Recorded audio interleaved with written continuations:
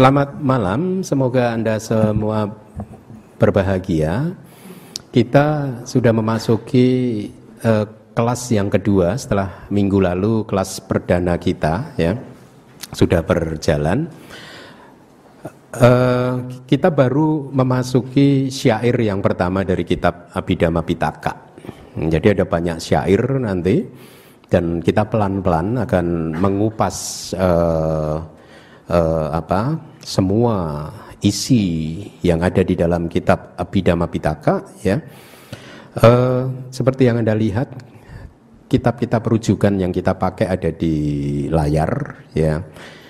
Sebenarnya ya kayak Abhidhamma Takwibawinidika itu adalah sub komentar atau kitab tafsirnya dari Abhidhamma Sanggaha. Makanya disebut sub komentar ya, komentar dari kitab Abhidhamma Sanggaha. Kalau di Myanmar mereka Abhidhamma Takwibawinidika itu mereka menyebutnya Tikajo, artinya kitab sub komentar yang paling terkenal gitu. Tikajo. Jadi ini kitab yang menjadi buku pegangan biku-biku di Myanmar ya, bahkan masuk dalam sistem pendidikan monastik mereka untuk dihafalkan. Jadi saya berharap bahwa informasi-informasi yang saya berikan itu akan sangat bermanfaat tidak hanya untuk Anda tetapi juga untuk perkembangan agama Buddha khususnya di Indonesia ya. Kemarin kita sudah mengupas beberapa poin dari Dasa Tata Gata Bala ya. Jadi kalau M12 itu Majjhima Nikaya Sutta yang ke-12 itu mencantumkan dasa itu 10, tata gata, bala itu power, kekuatan. Jadi 10 kekuatan dari tata gata. Ya. Jadi di dalam sutta, di dalam Majjhima Nikaya hanya disebutkan seperti yang Anda baca di dalam layar. Kemudian pertanyaannya, kalau Anda tidak membuka kitab tafsirnya, apa yang Anda pahami dari dasa tata gata bala itu, 10 kekuatan dari tata gata ya. Kenapa saya mengupas dasa tata gata bala padahal itu terdapat di Sutta Pitaka? Nah ini saya harap membuka cakrawala pandang Anda semua bahwa sesungguhnya tidak seperti yang banyak dikatakan oleh orang-orang bahwa Abhidhamma dan Sutta Pitaka itu berbeda. Tidak, mereka saling berkaitan erat ya. Jadi kadang pada saat kita belajar Abhidhamma Pitaka kita harus referring membuka sutta tertentu di dalam Sutta Pitaka ya. Tapi kadang Sutta Pitaka pun terlalu singkat sehingga akhirnya kita harus membuka kitab tafsir ya. Jadi cara belajar kita itu seperti itu. Minggu lalu kita sudah memulai di apa yang disebut tutik wacana, kata-kata pujian yang diucapkan oleh pengarang penulis buku Abhidhamma Sanggaha. Nih, kalau Anda masih ingat, ada yang masih ingat bahasa Indonesianya enggak? Ya. Kalau bahasa Palinya kan sama sambuddhamma tulang sasadhamma ganutamang abhiwadya. Setelah menghormat dengan penuh ya, menghormat penuh gitu dengan sepenuh hati kepada sama sambuddha, kepada Buddha yang tercerahkan secara sempurna, sasadhamma itu bersama dengan saddhamma. Saddhamma itu adalah dharma yang apa kemarin murni, yakni dharma yang bisa membuat kita tercerahkan, mencapai nibbana dan seterusnya. Ganuttama itu adalah komunitas yang utama, komunitas yang baik. Ya, udah saya kupas juga kemarin.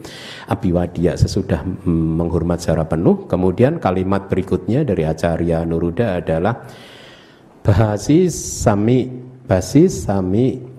Abhidhamma Sanggahang. Saya akan berbicara tentang Abhidhamma Sanggaha. Jadi itu kalimat pembuka dari Acarya Anuruddha.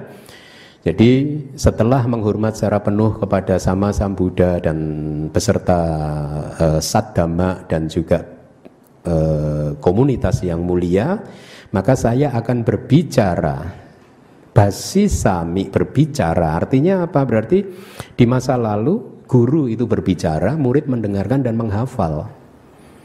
Ya, bukan saya akan menulis, tapi basi sami, saya akan berbicara, muridnya mendengarkan dan dihafal, learning by heart. Berbicara tentang Abhidhamma Tak Sanggaha. Nah, kita baru sampai mengupas tentang Sama Sambuddha. Kenapa disebut sebagai seorang yang tidak tertandingi? Anda masih ingat? Kenapa seorang Buddha itu disebut manusia yang tidak tertandingi? Ya, karena disebut sebagai manusia yang tidak tertandingi karena kualitas-kualitasnya itu yang memang tidak tertandingi. Salah satu kualitasnya adalah 10 kekuatan dari Tathagata. Anda boleh baca nanti atau di rumah ya. Mari kita ini 10 kekuatannya sudah minggu lalu sudah saya sampaikan. Dan penjelasannya dari Vibhangga, itu dari kitab komentar dari Vibhangga, kitab Abhidhamma Pitaka yang kedua ya. Baru poin kekuatan yang pertama, seseorang yang mempunyai pandangan benar atau didik sampana, itu artinya seorang sotapana. Seorang sotapana itu mempunyai kata istilah lain didik sampana. Seseorang yang sudah mempunyai pandangan benar. Jadi kita, Anda yang masih putu jana seperti ini, ya, kita dianggap belum mempunyai pandangan benar.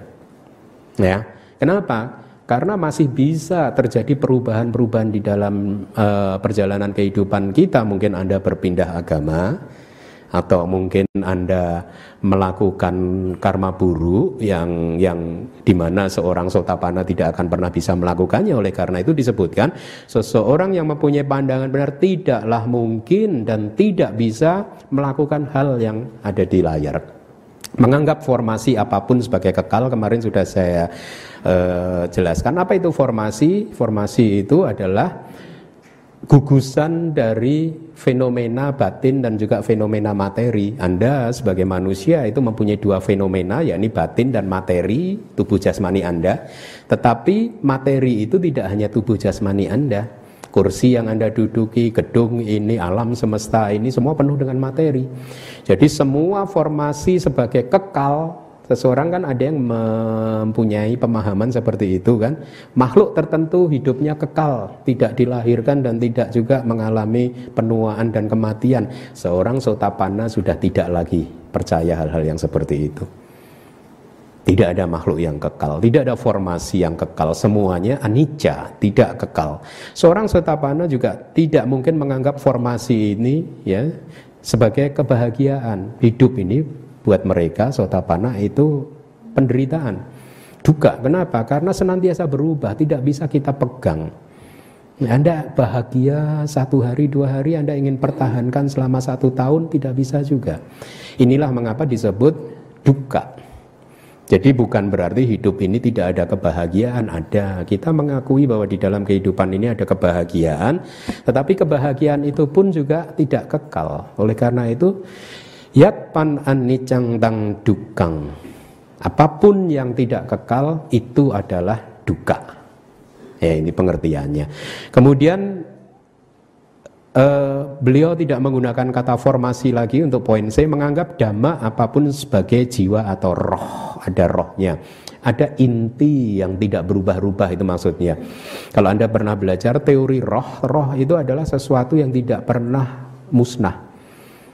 Setelah meninggalkan kehidupan ini, dia akan lahir di surga atau lahir di neraka. Roh tersebut tidak berubah. Nah, seorang sotapana sudah tidak lagi mungkin dan tidak bisa mempercayai hal yang seperti itu. Kenapa? Tidak ada yang kekal di dalam dunia ini. Termasuk apa yang ada di dalam diri Anda itu tidak ada yang kekal. Segala sesuatu berubah. Apa yang membedakan teori anatta di Buddhism dengan teori teori reinkarnasi? Sebab agama Hindu juga mempercayai reinkarnasi kan. Apa bedanya dengan kita? Bedanya adalah mereka mempercayai sesuatu yang kekal seperti itu, sementara kita tidak. Beri contoh Bante yang paling mudah. Ya, seseorang yang mempercayai sesuatu yang kekal, ini ibaratnya seseorang menanam biji mangga Dari biji mangga tumbuh menjadi tunas, dari tunas tumbuh menjadi batang kecil, batang besar, tumbuh jadi pohon yang besar, ada ranting, dahan, akhirnya berbuah mangga. Seseorang yang mempercayai sesuatu yang kekal, ya, pada saat biji mangga sudah berbuah mangga, maka biji mangganya di dalam tanah kalau digali masih ada. Paham? Karena ada yang kekal. Sementara Buddhism tidak seperti itu. Biji mangga tumbuh menjadi tunas, dahan, ranting, batang pohon, dahan, ranting, daun, dan buah. Semuanya terjadi secara alamiah, proses. Pada saat biji mangganya berproses muncul tunas, biji mangganya sudah berubah menjadi tunas. Pada saat tunasnya makin besar, dia berproses lagi. Pada saat muncul buah mangga, maka kalau Anda gali di akarnya sana sudah biji mangganya sudah hilang. Tetapi apakah biji mangga, buah mangga yang muncul itu adalah berbeda dengan biji mangga? Tidak, beda juga tidak, karena buah mangga tersebut muncul dari biji mangga yang Anda tanam. Disebut berbeda juga tidak, disebut sama juga tidak. Inilah kita. Kehidupan Anda masa lalu dan kehidupan kita yang saat ini, ya, Anda saat ini, itu seperti proses yang tadi. Kita terus berproses. Muncul, hilang, muncul, hilang. Setiap detik adalah sesuatu yang baru di dalam kehidupan kita ini. Ya. Jadi seorang Sotapanna sudah tidak akan mungkin mempercayai ada roh yang kekal seperti itu. Ya. Kemudian ini ada yang menarik, membunuh ibu kandung, ya. Di dalam penjelasan ini Anda harus memahami kebalikannya. Kalau seorang yang sudah mempunyai pandangan benar sudah tidak mungkin dan tidak bisa melakukan hal-hal ini, tapi sebaliknya seseorang yang belum mempunyai pandangan benar masih bisa percaya, ya, bahwa formasi adalah kekal, formasi adalah kebahagiaan dan seterusnya. Jadi memahaminya seperti itu. Kemudian saya akan kupas poin yang berikutnya, poin yang D. Seseorang yang mempunyai pandangan benar tidaklah mungkin dan tidak bisa membunuh ibu kandungnya sendiri. Berarti seseorang yang masih mempunyai pandangan benar masih bisa membunuh ibu kandungnya sendiri. Tapi seorang Sotapanna sudah tidak bisa lagi. Bukan karena dia penuh pengendalian diri, tetapi semata-mata karena batinnya sudah sedemikian murninya. Sudah banyak sekali kilesa-kilesa kasar yang berhasil beliau lenyapkan, sehingga tidak akan, bahkan karma-karma yang kasar yang lain, karma buruk yang kasar yang lain, yang marah-marah itu, yang sehingga kemarahannya itu cukup kuat untuk mengirim kelahiran di 4 alam bawah. Seorang Sotapanna juga sudah tidak mungkin bisa.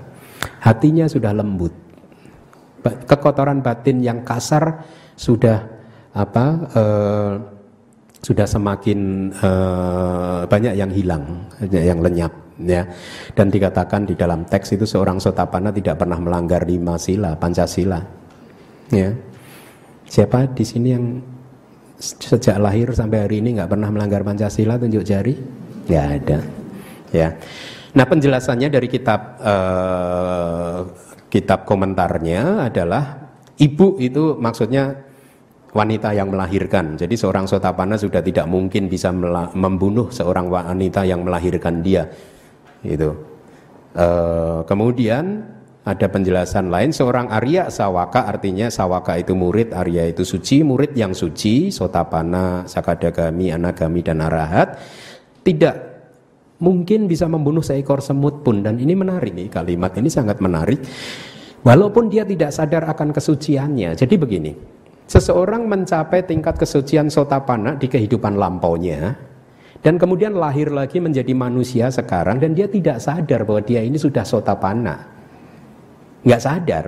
Bahkan pada saat dia belum tahu dengan tingkat kesuciannya, maka dia pun tidak mungkin bisa membunuh semut gitu.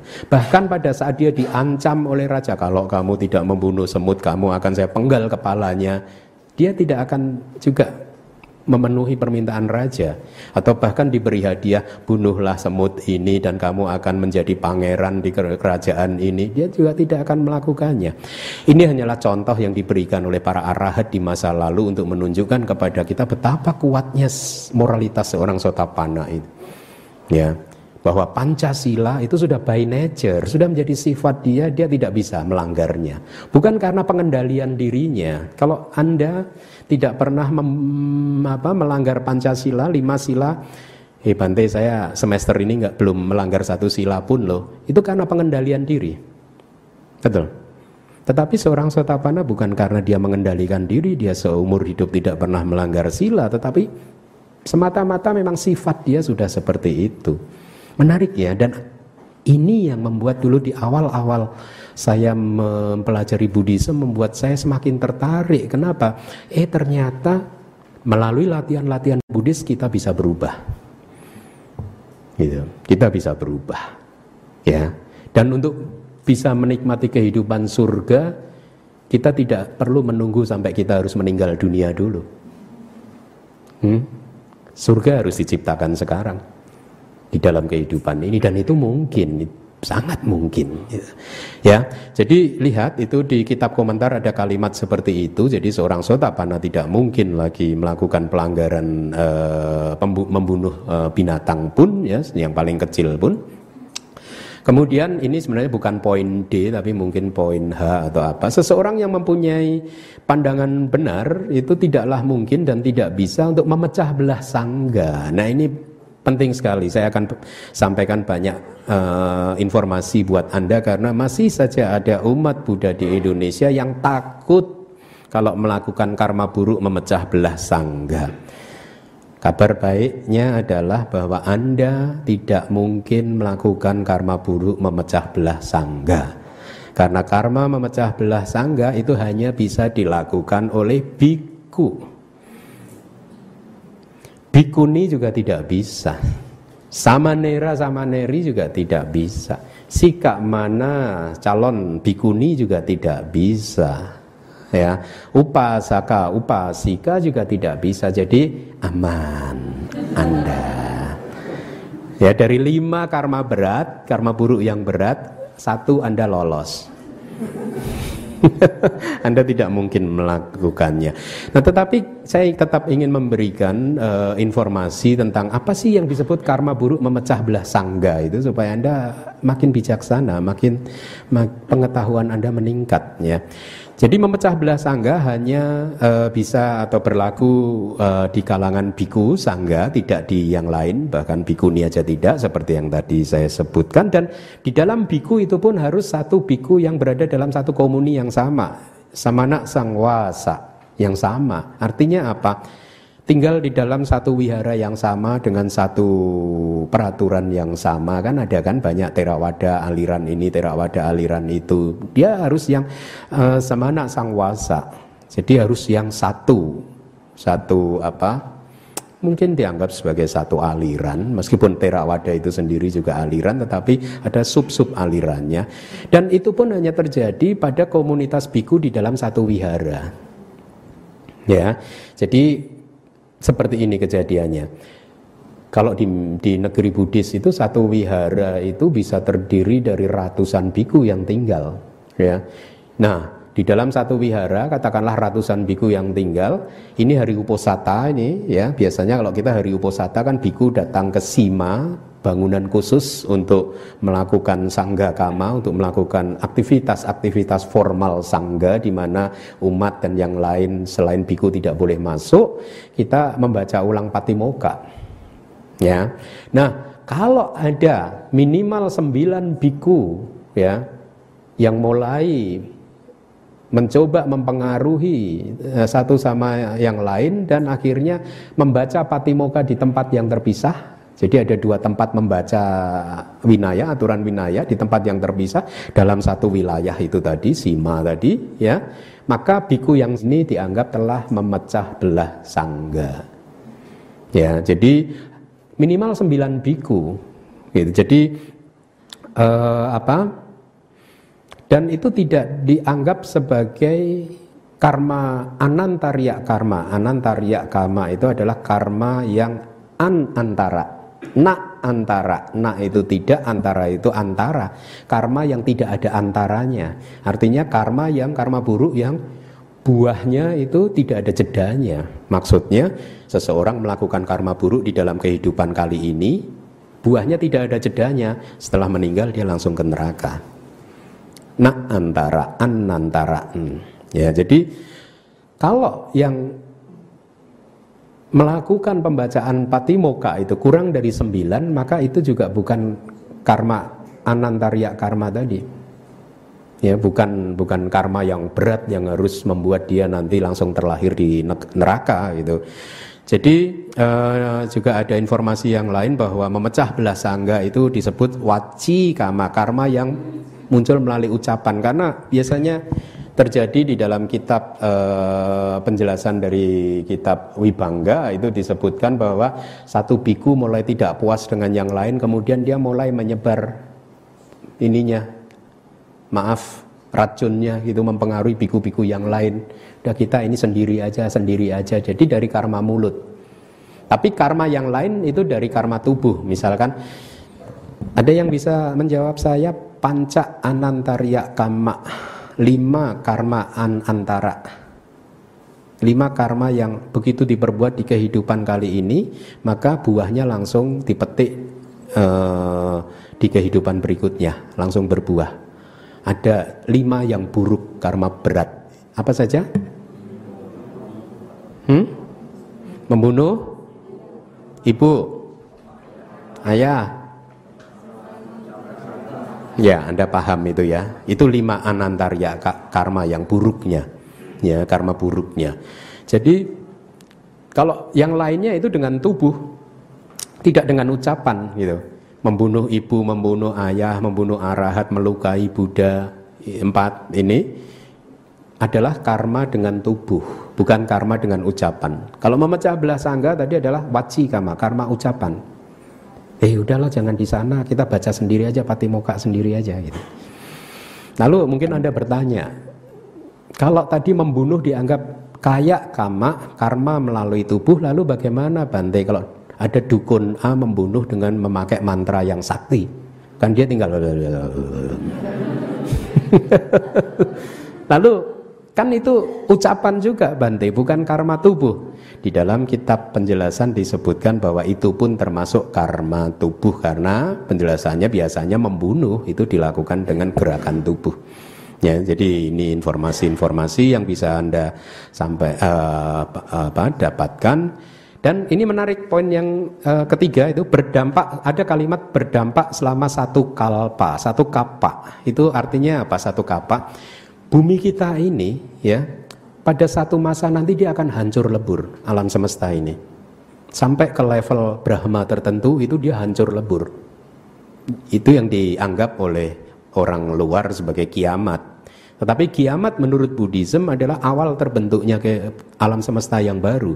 Jadi setelah alam semesta termasuk bumi ini hancur lebur, maka dia untuk jangka waktu yang lama akan berproses lagi, akan menguat lagi, akan mengalami konsolidasi lagi, terbentuk lagi.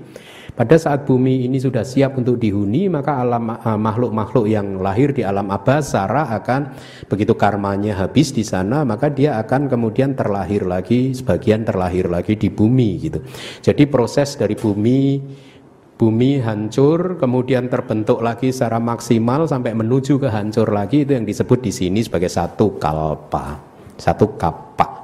Nah, disebutkan bahwa dari 5 anantarya karma yang tadi Anda sudah sebutkan, hanya karma memecah belah sangga itu yang lifespan-nya, expired-nya 1 kalpa.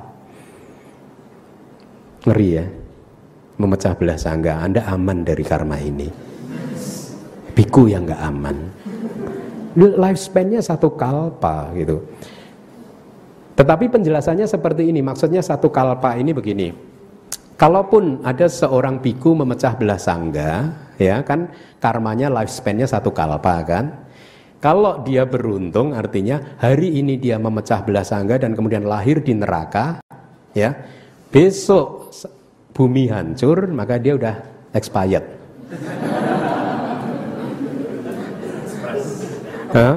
Ya, menarik ya. Tetapi 4 karma yang lain lifespan-nya tidak 1 kalpa. Hanya karma memecah belah sangga ini yang 1 kalpa. Jadi ini informasi-informasi yang ada di dalam kitab komentar. Kemudian ada lagi untuk seseorang yang ini urut-urutannya. Kalau ada satu orang, satu biku ini berarti ya melakukan pelanggaran karma buruk 5-5-nya. Wah, ini udah sial banget kan? Orang ini udah pasti jahat sekali ya. Maka karma yang akan berbuah yang mana dulu? Disebutkan yang akan berbuah yang memecah belah sangga. 4 karma yang lain expired, tidak berbuah. Ya, sesuai dengan kalimat di Patisambhida Magga ada kalimat ada karma di masa lalu tapi tidak ada buah karmanya. Jadi seorang biku tadi yang membunuh ibu kandungnya dan juga melakukan karma buruk ya, yang lain misalkan memecah belah sangga, maka begitu dia meninggal dunia yang berbuah adalah karma memecah belah sangga, karma membunuh ibu kandungnya expired, tidak berbuah ya. Kemudian kalau mereka atau dia melakukan 5 karma buruk tersebut, maka urutannya yang urutan berikutnya setelah memecah belah sangga adalah melukai Tathagata. Nah, ini berkaitan dengan melukai Tathagata itu sebenarnya dengan niatan yang jahat seseorang mempunyai maksud untuk menyakiti, melukai Tathagata. Tetapi disebutkan di dalam kitab komentar bahwa darah atau tubuh Buddha itu sedemikian murninya sehingga darah sudah tidak bisa keluar kecuali atas izin beliau. Jadi pada saat Dewa Datta pun berusaha untuk melukai Buddha juga disebutkan bahwa darahnya tidak keluar. Jadi darahnya hanya menghitam begitu saja, masih di dalam tubuh. Dan pada saat dokter kita siapa di zaman Buddha yang terkenal? Dokter siapa?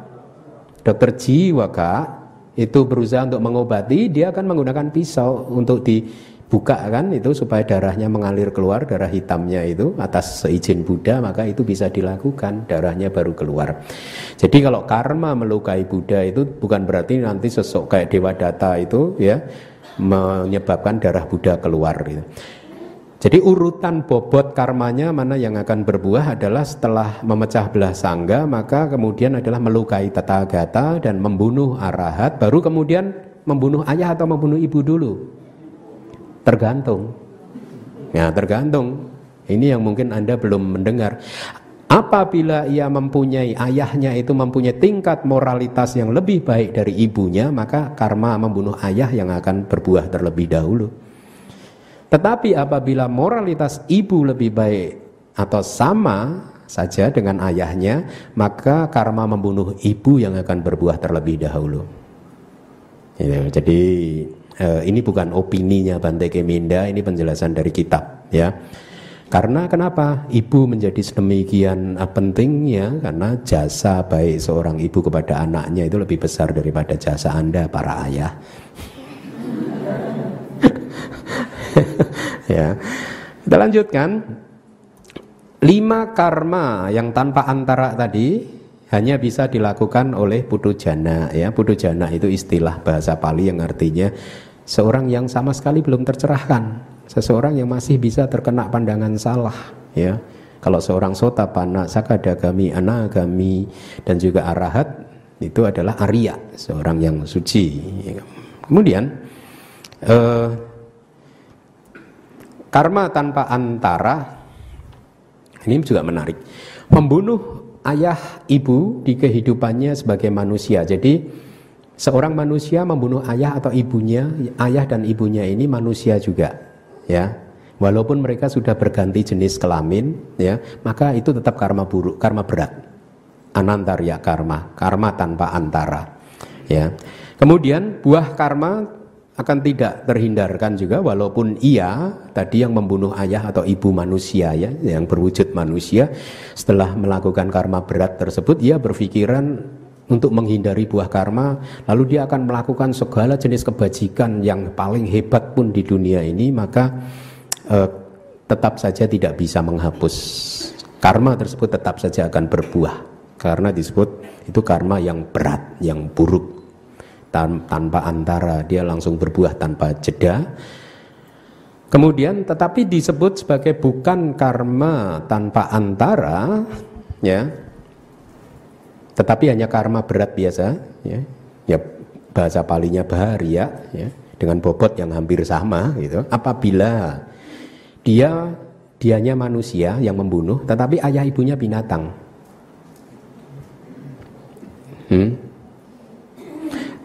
Atau dia binatang, ayah ibunya manusia. Dia binatang, ayah ibu juga binatang. Seorang manusia walaupun dengan kehendak, nah ini juga menarik sekali. Kan ada kan orang ya membunuh. Dulu kayak teman saya dulu, kita waktu zaman mahasiswa itu beberapa suka naik gunung kan. Dan kalau sudah naik gunung itu kan kadang kita itu takut kalau perjalanan naiknya itu kita masuk ke hutan, hutannya angker atau apa gitu kan. Kan sering dinasihati oleh senior gitu bahwa kalau naik gunung hati-hati, jaga perilaku, jaga ucapan, karena kalau di atas itu angker, banyak makhluk halus gitu. Bahkan maaf kalau harus urinate, harus kencing gitu, hati-hati jangan sembarangan kencing di pohon gitu. Karena nanti kalau di pohon itu ada makhluk halusnya nggak terima, kamu nanti diganggu gitu. Nah kawan saya ini memang orangnya nakal, tapi saya suka dengan cara berpikir dia itu. Dia begini, saya mah gitu-gitu nggak ini kok, tergantung aja. Jadi kalau saya misalkan maaf ini kencing di pohon yang besar, niatan saya hanya nyiremin pohon ini kok. Biar subur pohonnya. Nah ini sama kalimat ini. Seorang manusia ya, walaupun dia berpikiran aku ingin membunuh domba, ya, tetapi kemudian sebenarnya yang dia sasar adalah ibunya. Dia tidak bisa beralasan loh, tapi kan cetana saya, maksud saya, pokoknya saya membunuh domba. Tapi yang dibunuh ibunya gitu. Tetap saja dia anantarya karma, karma tanpa antara gitu, ya. Atau mungkin ada skenario yang lain. Dengan kehendak ya seseorang, maksud hatinya dia manipulatif saja seperti kawan saya ingin membunuh domba ya, tapi yang dibunuh ibunya kan yang tadi, berarti dia tetap melakukan karma berat yang tanpa antara. Atau skenario yang kedua, dengan kehendak membunuh seekor domba. Atau yang nomor tiga, dengan kehendak untuk membunuh ayah ibunya, tetapi ternyata yang dia bunuh adalah seekor domba. Kan ada kan seorang manusia yang mungkin karena konflik dengan orang tuanya, jengkel sama orang tuanya, domba ini udah nih, kamu ini kayak orang tua saya aja. Maaf ya. Nah disebutkan kalau dombanya meninggal dunia maka dia tidak melakukan karma tanpa antara ya. Kemudian yang keempat adalah skenario yang keempat adalah seseorang dengan kehendak untuk membunuh ayah ibunya dan akhirnya dia benar-benar membunuh ayah ibunya, maka ini sudah jelas karma buruk yang tanpa antara ya. Ada informasi yang lain, membunuh arahat. 4 hal yang di atas tadi yang masalah membunuh domba itu juga berlaku ya, hanya diganti niatan membunuh arahat saja. Dengan skenario yang 4 poin tadi itu juga berlaku di sini. Kemudian arahat yang di sini hanyalah arahat manusia. Apabila ia terlahir sebagai yaka buta atau makhluk halus, maka dia tidak melakukan anantarya karma, karma tanpa antara, tetapi hanya karma berat yang disebutkan di dalam kitab kita, bahasa Palinya bahariya. Karma ini mempunyai bobot yang hampir sama sih sesungguhnya dengan karma yang tanpa antara. Kemudian kalau seseorang menusuk seorang putujana dengan pisau, ya, seorang putujana yang dibunuh ini adalah seorang putujana ditusuk dengan pisau, ini dari kitab. Kemudian putujana tadi sebelum memasuki ajalnya dia bermeditasi dan akhirnya mencapai arahat, baru kemudian dia meninggal dunia. Lalu orang tadi membunuh arahat tidak? Membunuh atau tidak? Disebutkan membunuh. Dia membunuh arahat. Jadi ini karma anantarya, karma tanpa antara. Tetapi di kitab kita juga disebutkan pengertian ini tidak berlaku untuk kalau Anda berdana ya kepada seorang putujana, kemudian putu jana tadi sebelum makanannya habis mencapai arahat. Nah, dana Anda tidak ditujukan pada arahat.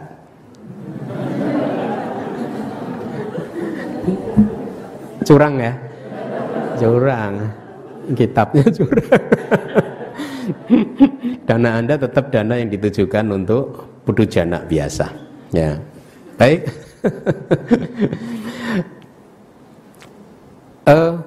Poin yang berikutnya, seseorang yang mempunyai pandangan benar, ya, sotapanna, tidaklah mungkin dan tidak bisa untuk menunjuk guru lain. Ini menarik sekali, menarik.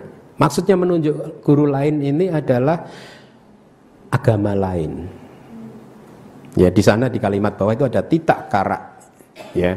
Oh, ini guruku gitu. Ya, bahkan dalam keadaan misalkan Anda nih sebenarnya sotapanna nih. Ya, tapi Anda nggak sadar kan, dulunya kehidupan lampau Anda sudah mencapai tingkat kesucian sotapanna. Sekarang Anda belum sadar, belum tahu gitu. Bahkan dalam keadaan seperti itu pun Anda tidak mungkin untuk lari dari ajaran Buddha. Kecenderungan Anda dari masa lalu akan membawa Anda kembali menemukan Dharma.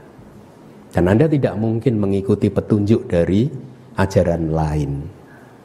Ya, jadi seorang sotapanna sudah tidak mungkin mengikuti guru-guru yang lain. Ya, nah, apa yang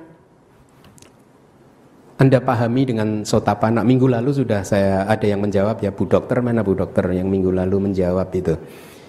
Yutanti ya. Ini saya sampaikan, eka biji ada 3 jenis sotapanna. Eka biji, eka itu 1, biji itu biji, ada 1 biji, artinya seseorang yang mempunyai kebijaksanaan terbesar dari semuanya, sotapannanya itu sabak mahapanyo, dan pandangan terang yang tajam, akan mencapai kearahatan setelah menghasilkan 1 kelahiran saja. Maksudnya seseorang mencapai sotapanna dan meninggal dunia sebagai sotapanna, dan dia nanti terlahir lagi 1 kali lagi langsung mencapai tingkat kesucian arahat. Ini sotapanna yang mempunyai tingkat kebijaksanaan paling tinggi, ya, pandangan terang yang paling tajam, tika vipassako, ya, atau kebijaksanaan terbesar dari semuanya, sabak mahapanyo. Ya, tetapi ada sotapanna yang lain, ya. Jadi kebijaksanaan manusia itu di dalam kitab-kitab tafsir dibedakan menjadi 3. Ada yang sangat tajam, ya. Ada yang sangat lemah, itu mandak panya, itu yang kebijaksanaannya terlemah. Ada juga yang middle, di tengah-tengahnya, yaitu mandatra panya. Jadi ada 3 tingkatan kebijaksanaan. Maka sotapanna yang hanya memerlukan 1 kelahiran lagi untuk menjadi arahat adalah seorang yang tingkat kebijaksanaannya paling tinggi, ya. Tetapi ada jenis yang lain, sotapanna, yang harus mencapai tingkat kesucian arahatnya di kehidupan yang kelahiran yang kedua atau ketiga atau keempat atau kelima atau keenam, ya. Secara teknis di bahasa kitab kita disebut kolang kola, ya. Dia mencapai kearahatannya pada kelahiran kedua atau bahkan sampai yang keenam, gitu. Kemudian ada juga jenis sotapanna yang ketiga yang disebut satta katuparama, yang tertinggi 7 kali, itu terjemahannya. Jadi dia akan mencapai kearahatannya di kelahirannya yang ke-7. Mau gak mau di kelahiran yang ke-7 dia jadi arahat. Pertanyaannya kemudian, apa yang menjamin dia jadi arahat di kelahirannya yang ke-7? Apakah dia bisa hanya enak-enakan saja? Pokoknya udahlah, dia udah dapat green card kan. Udah habis ini selama 7 kelahiran dia menikmati kehidupan, ya.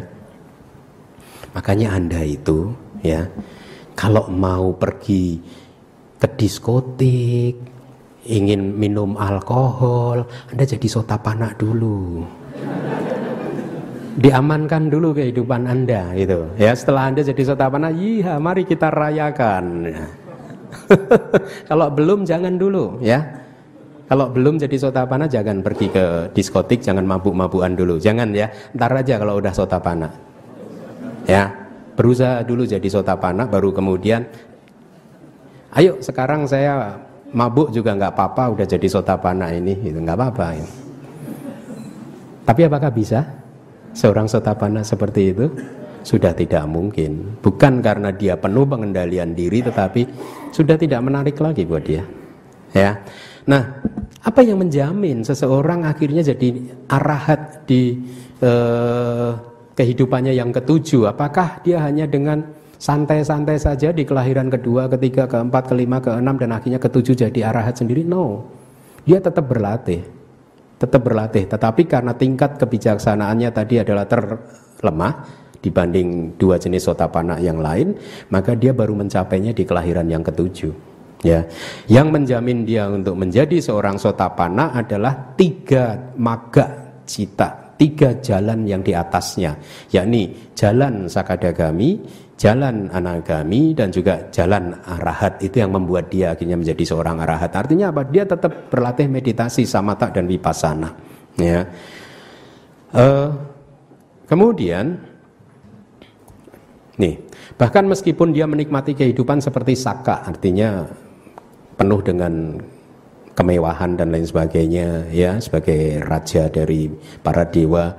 Di kehidupan yang ketujuh, meskipun dia hidup dengan kelalaian, ya artinya tetap bermeditasi tetapi dianggap tetap lalai gitu, maka kebijaksanaan pandangan terang dia akan masak di kelahiran yang ketujuh. Dia akan terus berlatih, ya, kadang berlatih kadang tidak, tapi tetap saja akan masak di kelahiran yang ketujuh dengan magga tadi, magga, jalan sakadagami, jalan anagami, dan juga jalan arahat. Nanti Anda akan tahu apa sih yang dimaksud dengan magga atau jalan.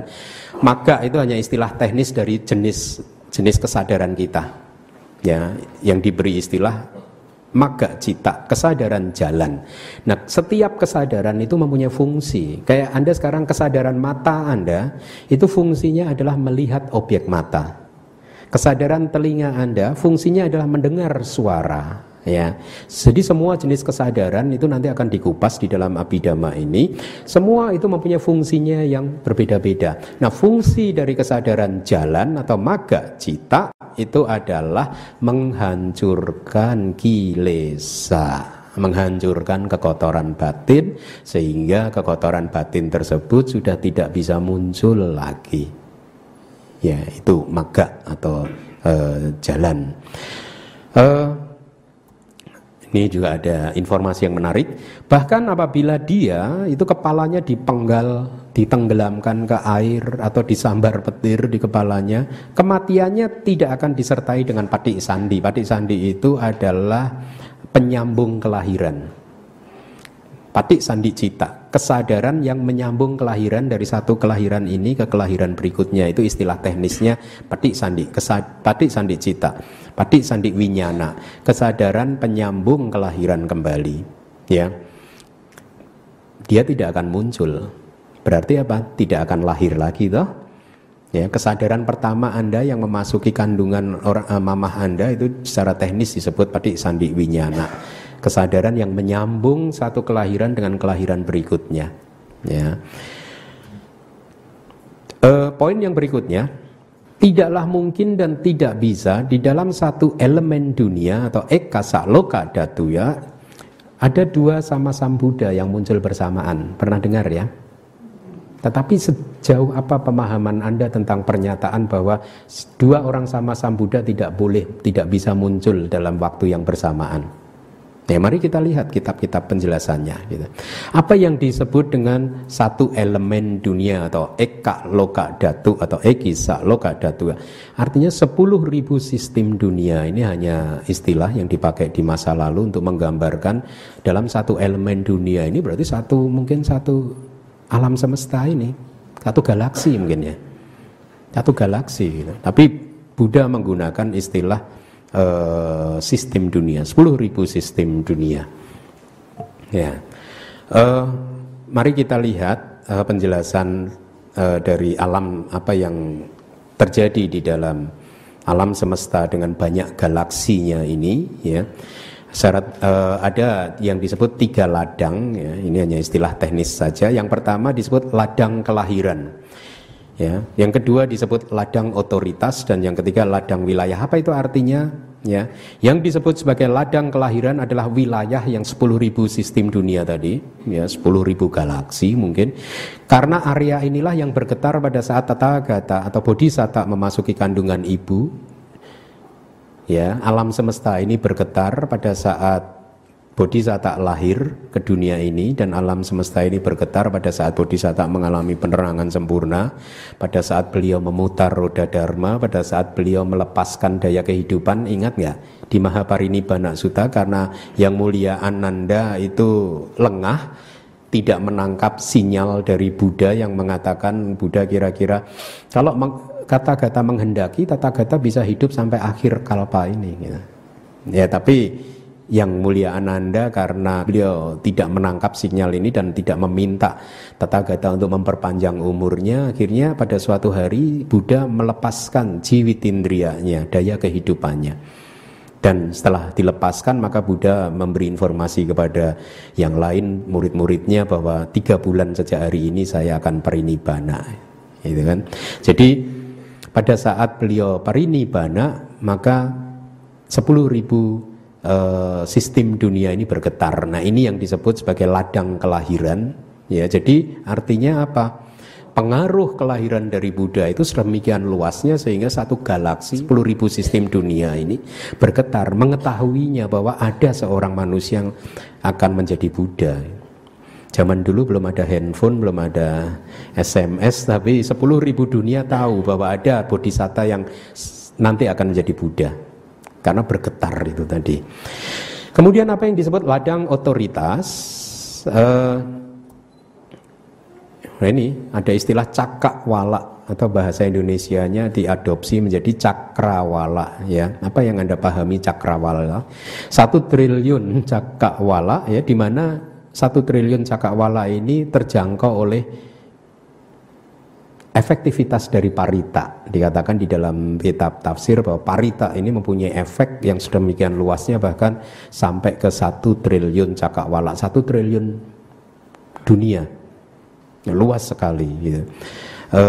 Kemudian ladang wilayah yang ketiga itu tanpa batas. Apa yang disebut ladang wilayah? Yakni efektivitas dari ajaran Buddha itu disebutkan bisa tanpa batas.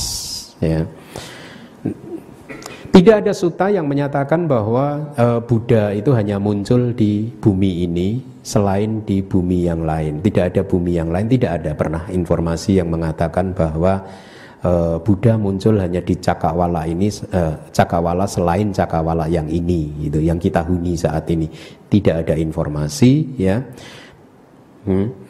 Tidak ada sutta yang menyebutkan Buddha muncul di tempat yang lain, gitu. Nah, kemudian ada kalimat tadi bersamaan, artinya sebenarnya kalimatnya adalah 2 orang Buddha, ya, tidak bisa muncul ya bersamaan, gitu. Artinya apa? Bersamaan itu di dalam kitab tafsir, yakni yang dimaksud dengan sebelum itu artinya sebelum kemunculan Patik Sandi di kandungan ibu, gitu. Setelah itu artinya setelah relik padam sempurna, gitu.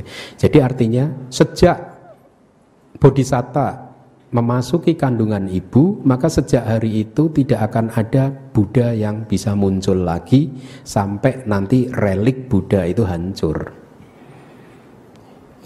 Itu yang dimaksud dengan kitab komentar, ya. Karena fungsi dari Buddha adalah memutar roda dharma. Betul. Kalau roda dharmanya masih berputar kencang saat ini dengan ajaran Buddha Gautama, ya Buddha yang berikutnya akan menunggu sampai roda dharmanya ini berhenti berputar dan kemudian lenyap dulu, ya. Nah,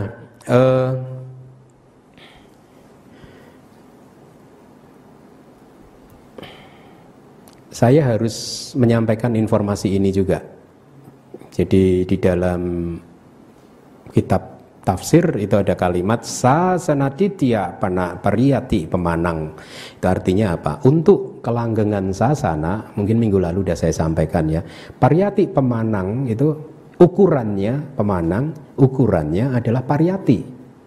Jadi kalau ajaran Buddha ini ya pariyatinya masih ada, maka ajaran Buddha masih eksis. Ya. Ajaran Buddha ini akan lenyap kalau pariyati lenyap. Apa yang disebut pariyati? Pariyati tini pitakani.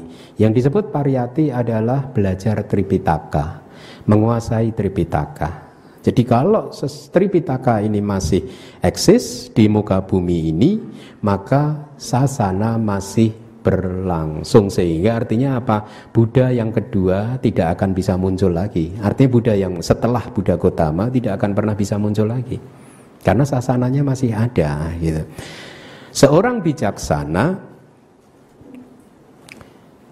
setelah memenuhi yang dua, yaitu pandito hite pitakang sutwa dwe pi puriti. Seorang pandita, seorang yang bijaksana ya, sutwa te pitakang sutwa, setelah mendengar, setelah belajar dari Tipitaka tersebut, maka dia akan memenuhi dwe pi puriti, memenuhi yang dua. Apa itu yang dua? Pati-pati dan Pati Weda. Minggu lalu sudah ya dijelaskan ya. Jadi seseorang baru bisa menembus 4 kebenaran mulia, yakni Pati Weda, itu kalau dia berlatih pati-pati, berlatih meditasi. Tetapi seseorang yang bisa berlatih dengan benar adalah seseorang yang paham Tripitaka, paham petunjuk-petunjuk yang diberikan di dalam Tripitaka. Ya, ada contoh yang menarik di dalam kitab tafsir. Pada saat Bodhisatta belajar pada guru meditasinya yang pertama, yang bernama siapa? Alara Kalama, ya. Dengan guru meditasinya yang pertama, beliau mencapai jana yang keberapa? Kira-kira Anda keberatan kalau saya jawab sendiri? Boleh. Dengan guru meditasi yang pertama, Bodhisatta mencapai jana yang ketujuh, ya. Tetapi Bodhisatta mengerti bahwa ini bukan jana yang terakhir, masih ada lagi. Beliau ingin bertanya kepada Alara Kalama, bagaimana cara mencapai jana yang lebih tinggi lagi. Tetapi karena Alara Kalama tidak memahami caranya, ya, sehingga akhirnya Bodhisatta tidak bisa mencapainya. Betul. Akhirnya beliau berpindah kepada guru yang kedua, yaitu siapa? Uddaka Ramaputta. Dan dia bertanya hal yang sama, bagaimana saya untuk bisa mencapai pencapaian meditatif yang lebih tinggi. Dan dikarenakan Uddaka Ramaputta paham teorinya, beliau mengajarkan Bodhisatta cara untuk mencapai pencapaian meditatif yang lebih tinggi, dan akhirnya disebutkan Bodhisatta mencapai jana yang ke-8. Inilah yang dimaksudkan tadi, selama sasana titiapana pariyati pemanang. Ukuran kelanggengan sasana itu ada di pariyati. Ukuran kelanggengan ajaran Buddha itu ada di pariyati.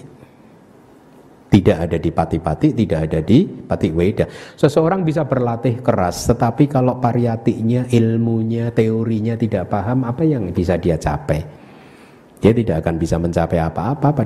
Sama dengan Alara Kalama, dia tidak bisa mencapai pencapaian meditatif yang lebih tinggi lagi, ya. Itu dari kitab. Kemudian juga informasi ini juga menarik. Kenapa sih dua Buddha tidak bisa muncul secara bersamaan? Ya, dijawab karena para Buddha adalah manusia-manusia yang menakjubkan. Buddha hi acharya manusa. Buddha itu manusia yang menakjubkan. Dan di dalam Anggutara Nikaya ada kalimat seperti ini. Satu orang para biku muncul di dunia ini sebagai manusia yang menakjubkan. Siapakah itu? Tathagata, yang pantas menerima persembahan, arahat yang tercerahkan sempurna, seorang sama Sambuddha. Nah, dengan demikian apabila ada dua Buddha maka dia tidak menakjubkan lagi. Itu logika dari kitab komentar. Kalau ada 4 Buddha dia tidak bisa sudah tidak menakjubkan lagi. Juga dikarenakan tidak adanya perbedaan ajaran, Buddha satu dan Buddha yang lain itu tidak mengajarkan sesuatu yang berbeda, sehingga by nature seorang bodhisatta tidak akan turun ke bumi untuk menjadi seorang Buddha pada saat ajaran Buddha itu masih eksis, ya. Juga karena dari masa lalu juga tiada perselisihan. Kalau ada dua Buddha pasti ada perselisihan gitu. Logikanya seperti itu. Buddha kamu kalah dong sama Buddha saya. Hah? Sama kan di kehidupan sekarang kan umat juga suka begitu kan. Bante saya kan lebih jago dari bante kamu gitu ya. Jadi ada perselisihan gitu. Lebih sakti lagi. Jimatnya hebat gitu. Lebih bijaksana dan seterusnya gitu. Nah, kalau Anda ingin mendapatkan penjelasan yang tidak kalah menariknya, Anda bisa buka kitab Milinda Panha. Ya, jadi itu pertanyaan dari Raja Milinda terhadap Bante Nagasena. Dia menanyakan hal yang sama gitu. Anda bisa buka kitab tersebut. Kita masuk ke poin berikutnya. Tidaklah mungkin dan tidak bisa seorang perempuan menjadi sama Sambuddha. Maaf ya, wahai kaum perempuan, terimalah. Saya sebenarnya kadang juga tidak mau mempercayai ini juga. Karena saya support wanita gitu. Tetapi ini yang tertulis di kitab tafsir. Ya, apa sih penjelasannya? Karena saya sudah mencoba untuk melacak, penjelasannya juga tidak memuaskan. Tidak memuaskan akal saya begitu ya. Jadi untuk bisa menjadi Buddha maka ada 8 syarat yang harus terpenuhi. 1, manusia, ya, dan yang kedua ini keberhasilan jenis kelamin. Artinya harus laki-laki. Ya. Kemudian ada juga sebabnya, yakni apa? Pernah bertemu dengan Buddha di masa lalu, pernah mengucapkan aspirasi, ya, dan juga pada saat dia mengucapkan aspirasi dia sesungguhnya bisa menjadi arahat saat itu. Ya, ini juga syarat yang penting. Tidak sembarang seseorang bisa mengucapkan aspirasi, saya nggak mau jadi arahat, saya ingin jadi Buddha saja gitu. Ya, jadi arahat saja belum tentu bisa. Tetapi Pertapa Sumedha pada saat itu dia bisa, kalau mau dia bisa jadi arahat. Tetapi kan dia tidak tertarik, Buddha, Bodeyang dan seterusnya gitu kan. Saya tidak ingin menjadi seorang yang tercerahkan sendirian, saya ingin mencerahkan makhluk lain. Saya tidak ingin menyeberang sendirian sebagaimana saya yang sudah menyeberang sampai ke pantai seberang. Saya juga ingin menyeberangkan makhluk-makhluk lain. Ya. Kemudian melihat guru, itu artinya bertemu dengan Buddha, dan Pabbajja, dia harus seorang yang sudah meninggalkan kehidupan duniawi, ya, menjadi pertapa, dan keberhasilan kualitas tadi yang saya sebutkan, ya, menguasai jana dan bisa menjadi seorang arahat pada saat itu. Kemudian juga penuh pelayanan dan ketekunan. Ketika 8 hal ini bergabung, maka apa yang dia ucapkan, aspirasi yang dia ucapkan akan sukses, ya, akan berhasil. Nah, seorang wanita sudah gagal dari keberhasilan jenis kelamin itu dulu. Inilah mengapa penjelasan di kitab komentar, karena 1 gagal maka dia tidak bisa menjadi Buddha. Jadi ini informasi yang bisa kita dapatkan. Kemudian hanya ia yang sempurna saja yang akan menjadi Buddha, dan yang sempurna itu, maaf lagi, ini bukan wanita. Ini kata kitab, bukan kata saya. Karena kenapa saya cantumkan? Karena sering saya mendapat pertanyaan dari para umat, kenapa sih Bante seorang wanita tidak bisa menjadi Buddha? Nah, maka dengan pertimbangan itu saya sekarang cantumkan supaya ini bisa dibaca dan dipahami dimengerti oleh banyak orang. Jadi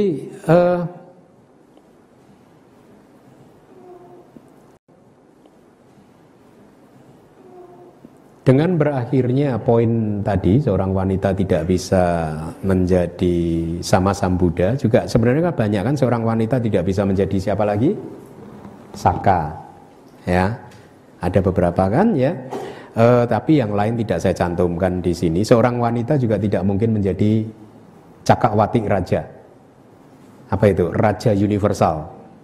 Nah, itu juga tidak mungkin. Tapi karena hal-hal tersebut tidak begitu penting, tidak saya cantumkan di sini. Khusus untuk seorang wanita tidak menjadi seorang sama Sambuddha, itu saya cantumkan. Baik, jadi kita cukupkan sampai di sini.